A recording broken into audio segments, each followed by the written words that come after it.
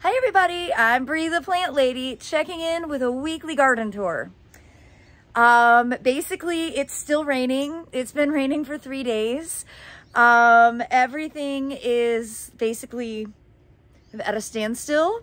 We're kind of experiencing British weather in North Carolina, which is super counterintuitive. I was looking at pictures from a year ago today. It was like 95 degrees, hot and sunny, the kind of day where you're like, oh my gosh, why do I garden? However, in contrast, I'm saying that, and I've literally, it's like spitting rain right now.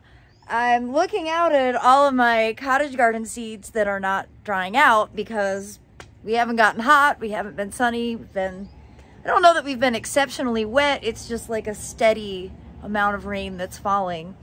I don't want to complain about the weather, but actually, as a gardener, it's kind of like our God-given right to complain about weather. It's too hot, it's too dry, it's too cold, it's too cloudy. I mean, basically, we can come up with something to complain about. And I haven't gotten anything accomplished in the garden for several days because it's basically been too wet to do anything. So this garden tour might be a little anticlimactic.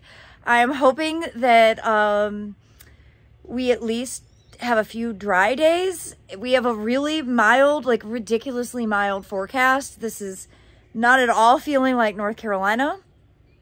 I guess essentially the reality of our climate is that there is just no normal. And yeah, I don't know what to say. I feel ridiculous complaining about like 70-degree cloudy weather. Because when it is actually very hot and dry, I'll be wishing for this. But I wouldn't mind for normal weather to arrive at some point. All right, well, that's enough. Let me turn the camera around and show you how everything is looking on the last week of May, 2023. Well, this is the stage where the cottage garden gets kind of ugly.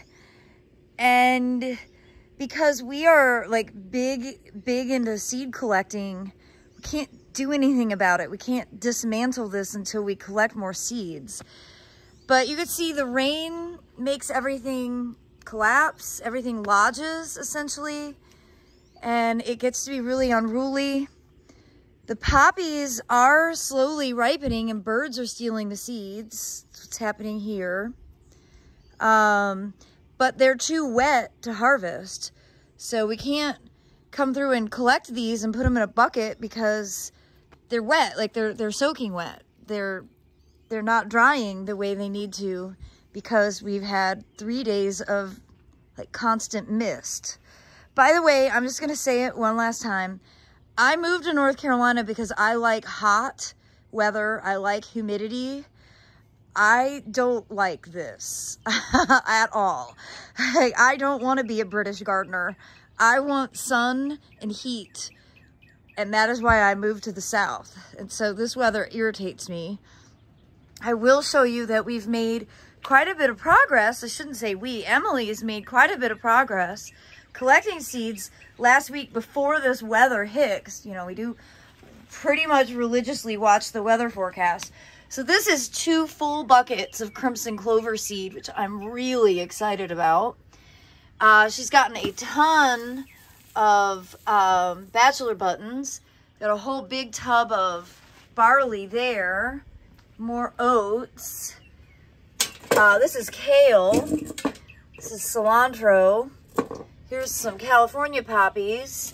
And then our regular poppies here, which we usually keep these, you know, turned upside down in a bucket for several weeks because the seeds just continuously fall out. And they're tucked up here on the front porch. They haven't gotten directly rained on, but again, like it's just hot. It's like not hot. It's just like humid and wet. It's sort of sticky. It's just not the weather that I like at all. I did want to show you here my friends from Van Bell Nursery, which is out in Vancouver, Canada. Stopped by last week and brought me some great new plants from the Bloomin' Easy program. So I'm looking forward to growing these plants out and seeing how they perform here. And of course these shade pots are doing beautifully. The begonias love this weather. Maybe that's why I never considered myself to be a begonia person, because I hate this weather deeply and truly. I like to be hot. I'm going to say it again. I like heat and humidity. That's why I moved to North Carolina.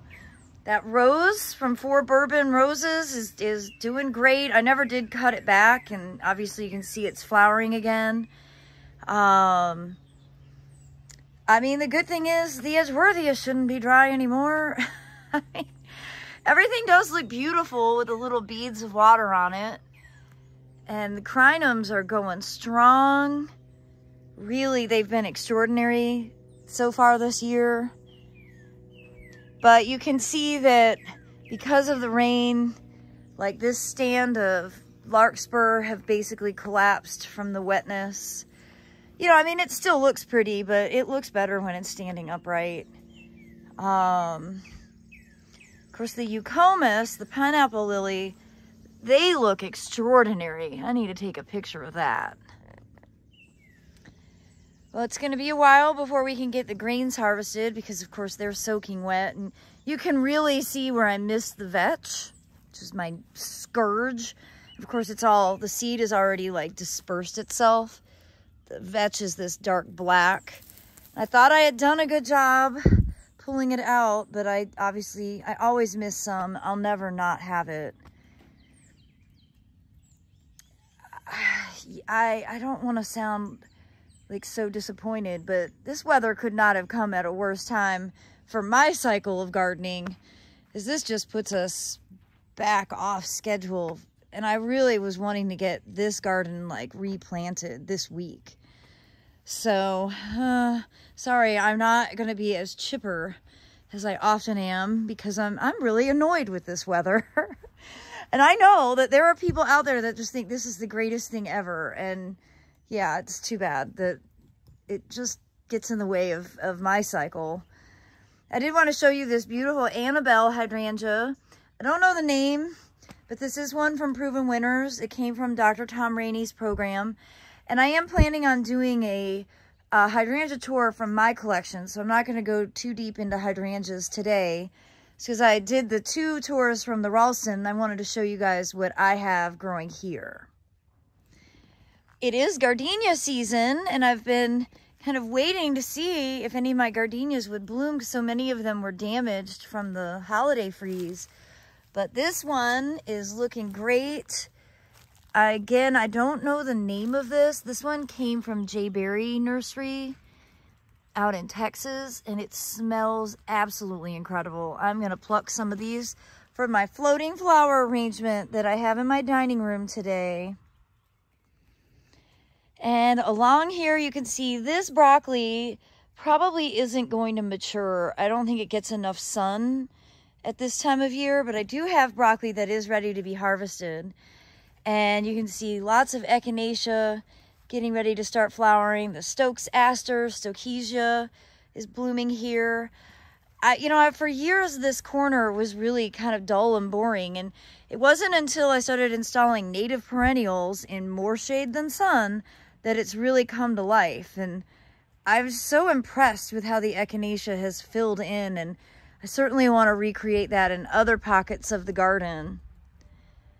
Now you can see when I said that the gardenias were damaged from the holiday freeze, you can see how off color and just thin this one is. Like, it lost most of its foliage, but it does have flower buds coming, so that's good. And I probably need to toss some fertilizer at its base and give it some important NPK to get it back into its better growing cycle.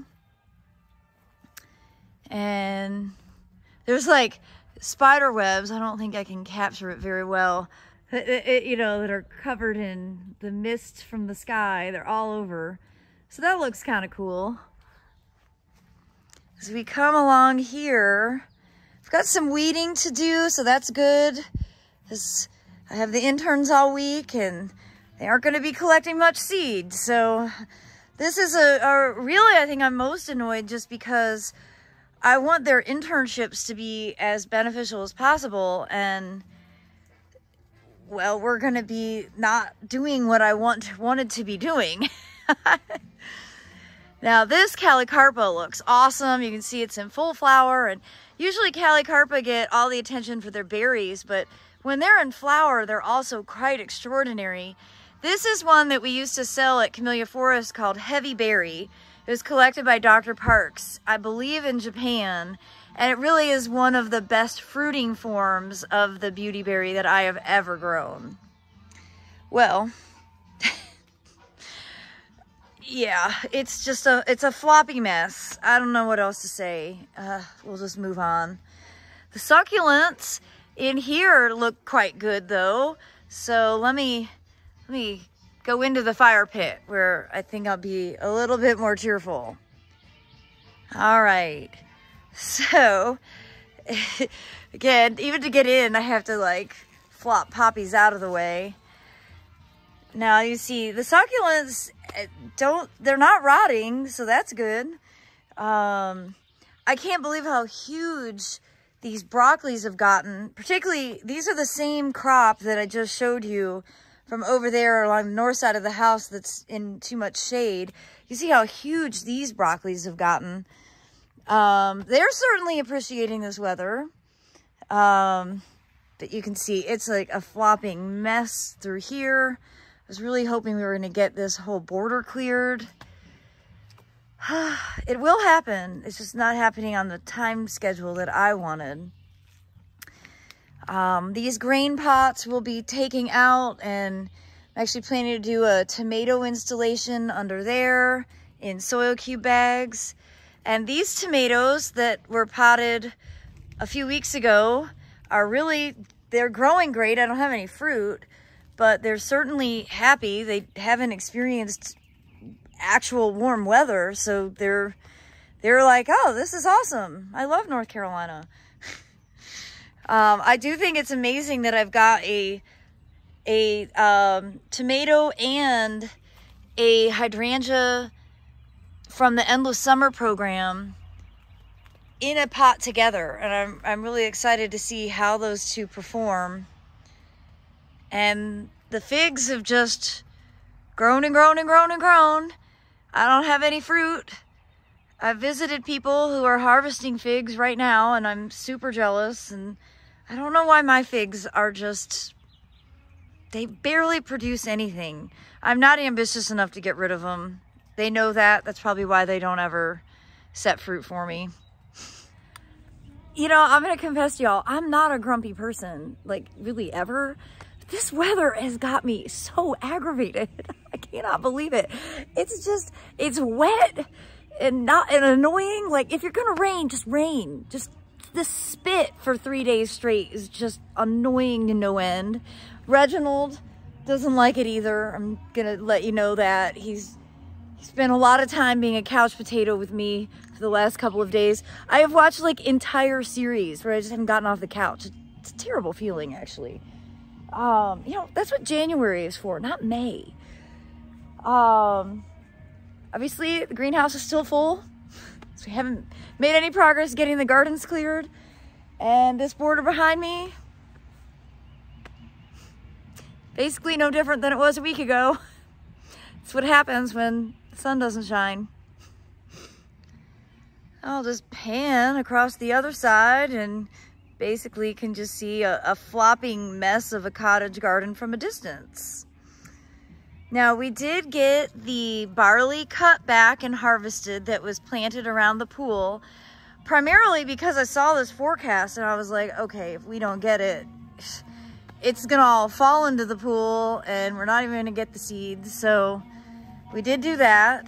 I am gonna be down at Johnson Nursery this week, and I will be getting the coleus that we're gonna plant around the base of the pool. So I'm excited for that.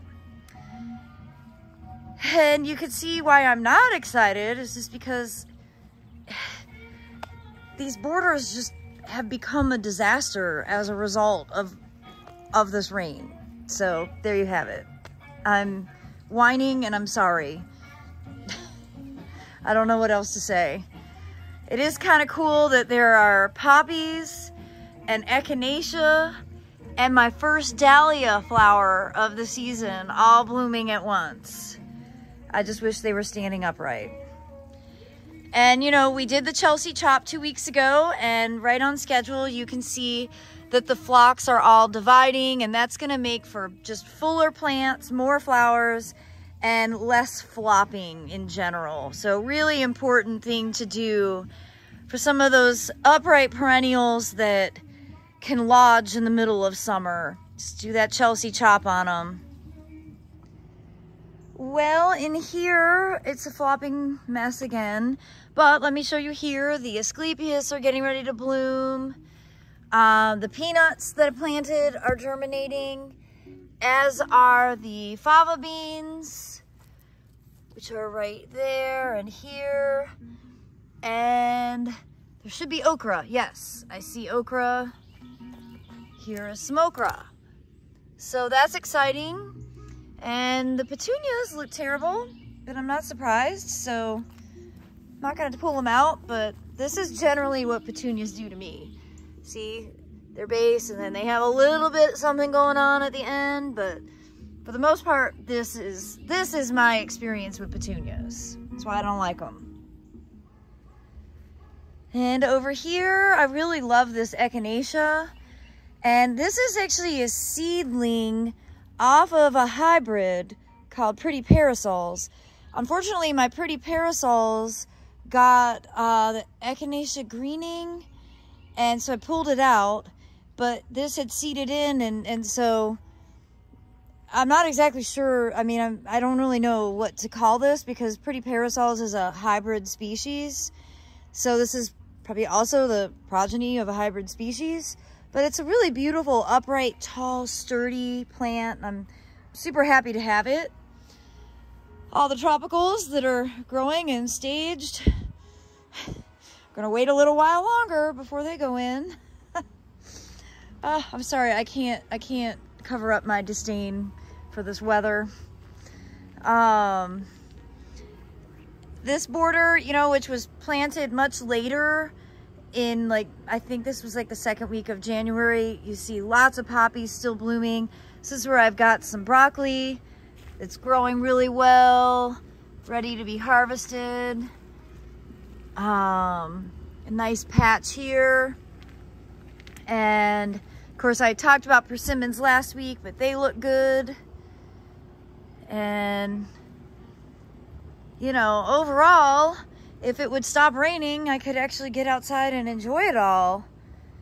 But I do need to harvest some broccoli. These irregularities are, they're just gonna bolt if I don't harvest. So my way of harvesting, just like that, I just rip it off. And I eat the entire thing. I just steam it whole. I think it's delicious. Well, in here, this used to be almost all papyrus, which is this here. And I think the holiday freeze knocked that back pretty hard, and so the white-eyed sedge is kind of taking over. This is a pot with no holes. There's also a lotus in there, and I think I'm going to actually have Emily dig this up and divide it out and try to actually make it be a lotus pot again. So we'll definitely make a video about that. That white-eyed sedge might be a little bit dangerous since it's escaped the container and is now sort of spreading through the bed. So it's probably going to be a rehab project on the list for this week. Well, never have I ever grown nasturtium better than I have this year and in this pot. This is like what nasturtium look like in mild climates, like Northern California, and not usually North Carolina. I can't believe how beautiful it is. I'm really happy to see it. I had very low expectations for nasturtiums, and this year, well, the climate proved me wrong. We're still getting lots of strawberries, and we actually do have blueberries that are harvesting. The wall, the mangaves are growing. They would appreciate more heat and sunlight, just like I would. And this side of the wall, again, heat and sunlight would make everything grow a lot faster, but nothing looks bad. We are going to be harvesting potatoes next week, so stay tuned for videos all about that. We did these 2 pots and some in the ground all on the same day, which was February 21st. And as you can see, the foliage is starting to senesce and die back, and that's the sign that it's time to harvest.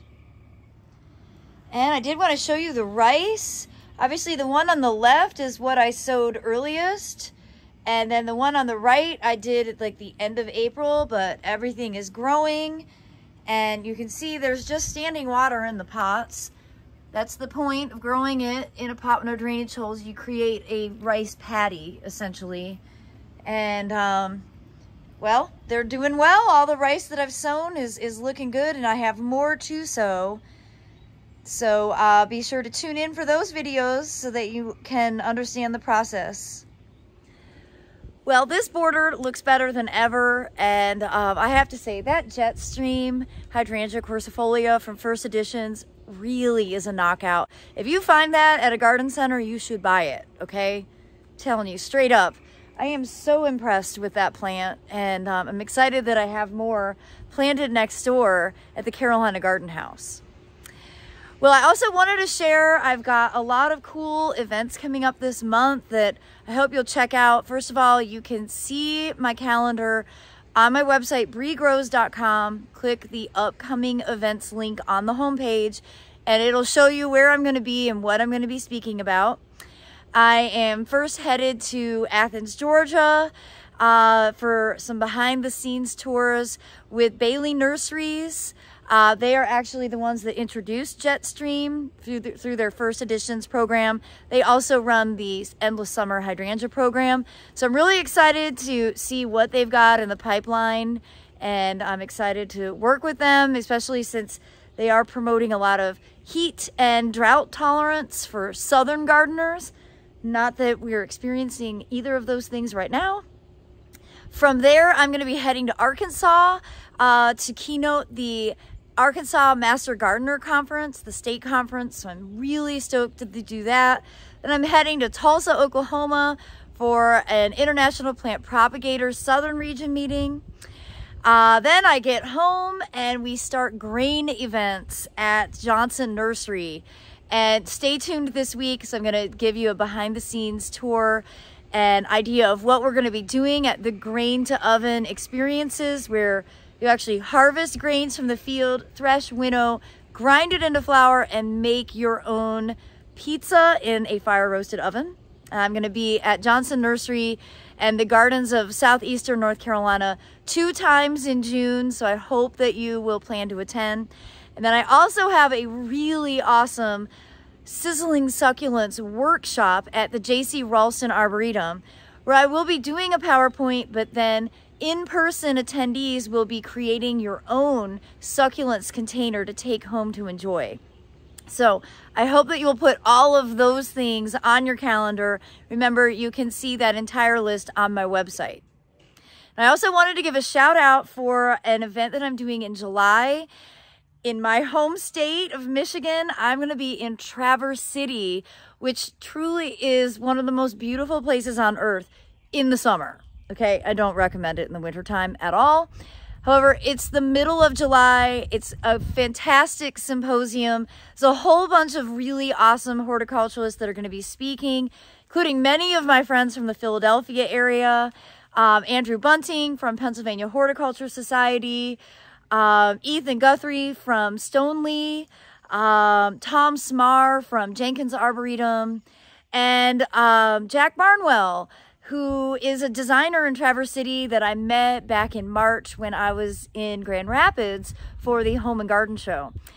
And I really do hope that if you have any ambitions for having like a really fabulous summer vacation, or if you live in that general area, I hope you'll plan to attend, because it is going to be a one-of-a-kind event. It's a 3-day symposium with garden tours and great education, and just a fabulous opportunity to hang out with a bunch of really fun, cool, smart plant people. So check that out. Again, the registration information is on my website, breegrows.com, under upcoming events. Well, as always, I want to thank you all for tuning in. I appreciate your support and interest, and I hope that you are all having a fantastic Memorial Day, and maybe it's sunny where you live. Well, I look forward to sharing another update with all of you next week. Thanks so much for tuning in, and happy gardening.